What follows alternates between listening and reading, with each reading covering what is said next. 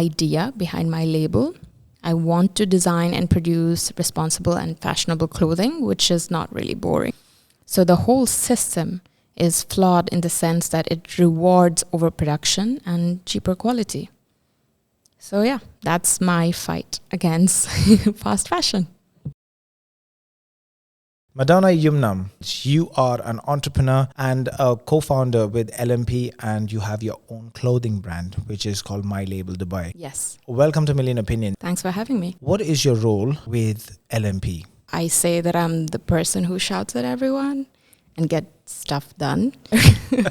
But you know what I mean. So I could potentially say I'm the person who makes things work, and I'm also the person who comes up with the ideas. So I'm the creative lead, creative director. I also am a client acquisition and retention expert. So that's me. So can you tell us a little bit more about the roles that you play? I know creative lead, client acquisition, but can you give us a little bit more depth in it? It's very difficult to condense it in just a few words. But basically, let's say a client comes to us with a question or a need. We need to express it creatively through, let's say, our medium is mostly photography and videography. So it has to have a very high impact storytelling kind of an element. So in order to convey a message or meet the objectives of the client, you need to come up with different concepts and ideas, and then we execute them. Now, to come up with the creative ideas, it's not something that you can just think on the spot. It comes whenever there's an inspiration. So this is what I do. I come up with a basic core idea, and then I pass it on to the boys. We go back and forth, and then we finesse it. And then after that, we deliver the final product with our client. How did LMP all begin? There are 4 of you. Yes. So that's Croydon, there's Feroz, there's Fez, and there's Madonna. Yes. So I'm the odd one out, I think. So Croy and Fez became, they have been friends since they were in 6th grade or something. The story changes, so I don't know. So they were friends since a very long time. And I met Croy in 2011 in university. And then I moved to Dubai, potentially for him, I want to say. But there were other reasons as well. And then I moved to Dubai in 2014. And then I also eventually became friends with Fez by proxy of my now husband, then boyfriend. And so we used to go over the weekends to shoot, to create content just because it was fun. And for me, it was important because my corporate life was so stressful that on the weekends, I wanted to get away from the perfect world of luxury brands. I needed like a reality check to be in touch with nature, whatever it is, and to try and creatively express myself. So we used to go for photo shoots together every weekend. We would chase sunrise and sunsets. And then we started posting them on Instagram. And then we would get queries from friends and family saying, do you guys do photo shoots? We're getting married and would love a prenup shoot, and so on and so forth. So we'd do that. And we'd do it for fun. And then in fact, it was Croy who pushed us to say, like, let's get it legal, let's get a license, and let's do it with more seriousness.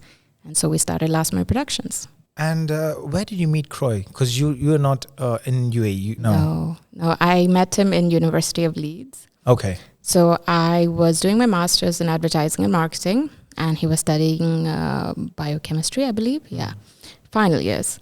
And, he's an old man trapped in a young man's body. So he used to hang around the master's students because he felt like he connected more with the senior group. So he used to always hang around, and then we became friends. And yeah, that's it. The rest is history, as they say. From LMP, we're going to segue to your brand, My Label. Yeah. Yes. So tell us a story about My Label. This, I believe, has been a culmination of many, many things. So I have been, let's say, an early adopter of online shopping. I've been shopping online since, 2009, 10, before it became really a thing. So when I would say in my 20s, I used to shop a lot from fast fashion brands because it was a way of expressing myself. And I think it was also a way of self-discovery. I didn't know who I was as a person. I would try different colors, different prints, different styles. And then at the age of the peak of Instagram, it was like, if I've posted an outfit, I wouldn't want to repeat it again, especially when we were doing a lot of photo shoots and traveling. So travel content was a huge thing back in the day. So I shopped a lot, and it sounds silly now, but every time I used to leave home for work, I would do this elevator selfie where I take hey, this is my fit for the day. And then I'll come back. And when I take a photo, I would always notice that I would leave empty-handed, like with my work bag or a laptop bag. But when I come back, I'll be schlepping and carrying bags and bags of clothes or grocery or something like that. So eventually my house got cluttered. My mind got cluttered, and I just couldn't deal with it. And I couldn't come to the acceptance of how much waste a family of two, the apartment where two people live, generates. I was throwing out like a lot of things, not just from homeware to clothing to makeup to, I was over consuming. So that was like a stark realization, and I had to take stock of my own life, my own thoughts, my own, I would say, diet, not just in clothes, but of the company I keep, the books I read, the content I consume. So in that process, I struggled to find a fashion brand that spoke to me or had the same ethos of where I was in life. Of course, I found amazing brands, let's say ethical brands in Australia and Europe and US, but I couldn't find any in the region.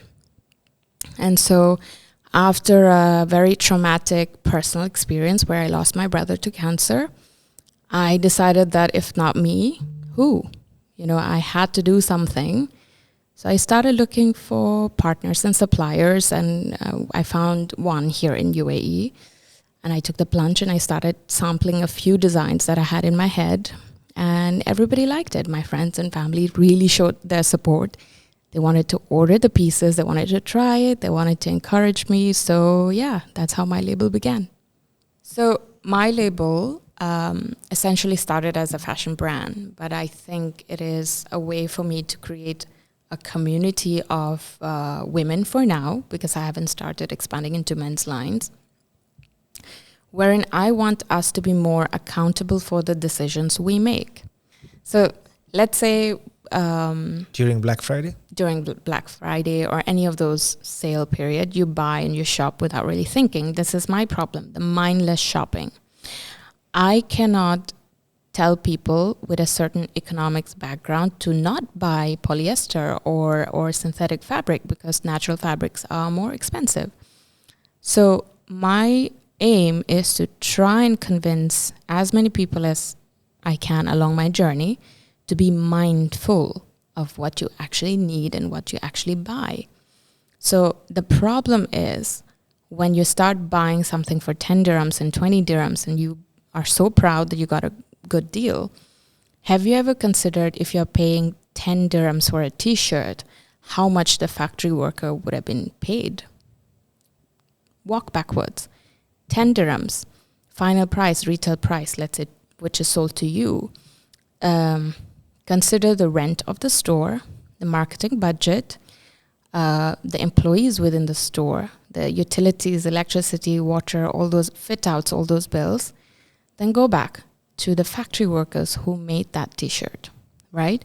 The factory workers is obviously, they also have the factory owners and their bosses and their salaries. The machines, the factory, the electricity, the utility, again, deduct all of that plus the transportation. Then the factory workers get their salary. And then also walk further back, the raw material suppliers, the farmers who are producing these cottons. The fact that they also need to use water, irrigation, pesticides, and other chemicals on their lands to produce that. So considering all of that, you're still paying 10 dirhams for your t-shirt, which is after making profit by the brand. So how much do you think the factory worker or the farmer is getting paid? So I want as many people to be mindful of where they're putting money, because we do have the power of economy. If we stop spending on something, the brands will listen. So that's my whole idea behind my label. I want to design and produce responsible and fashionable clothing, which is not really boring, let's say, even though they're sustainable. But my challenge is trying to make sustainable more accessible in terms of pricing, because I don't want it to be just a premium or a luxury to be able to afford by a small few. I want it to be as accessible as possible, but without huge legislative procedures, it is quite impossible, because at the end of the day, when I buy polyester, it's cheaper. When I buy linen, it's more expensive. And when I produce less quantities, it is more expensive than when I produce thousands and thousands of quantities. So the whole system is flawed in the sense that it rewards overproduction and cheaper quality. So yeah, that's my fight against fast fashion. You have my label right now. You have Last Minute Productions. You are a co-founder in Last Minute Productions, but my label is all by yourself? Yes, it's all by myself, solopreneur.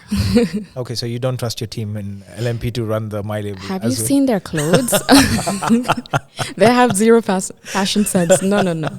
I wouldn't let them touch my brand.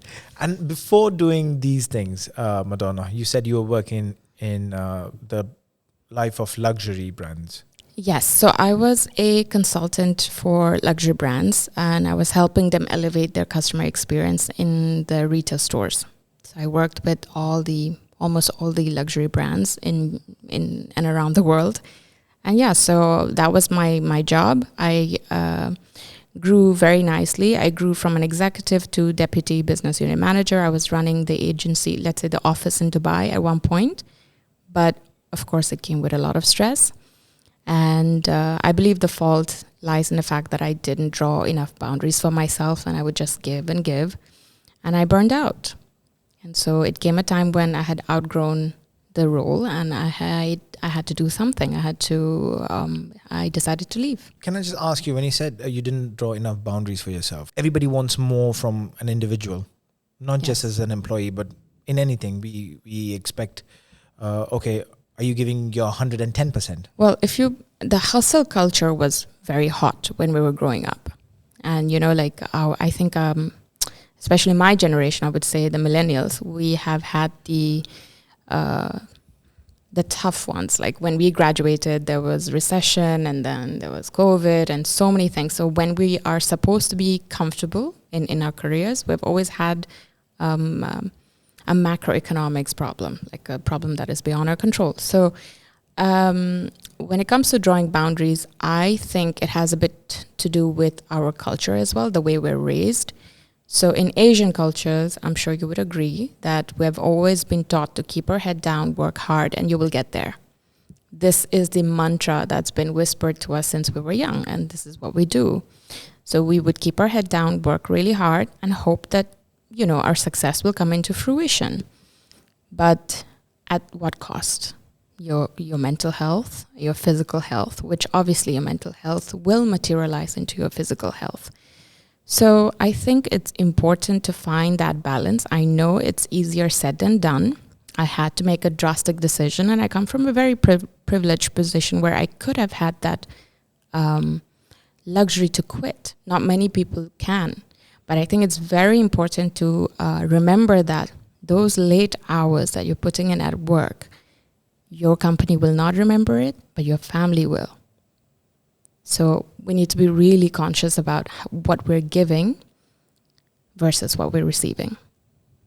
Sometimes they say, first show us, prove to us, and then you will be rewarded. Oh yes, there's always that dream, but the goalpost always moves. You get there, there's another thing. You get there, there's another thing.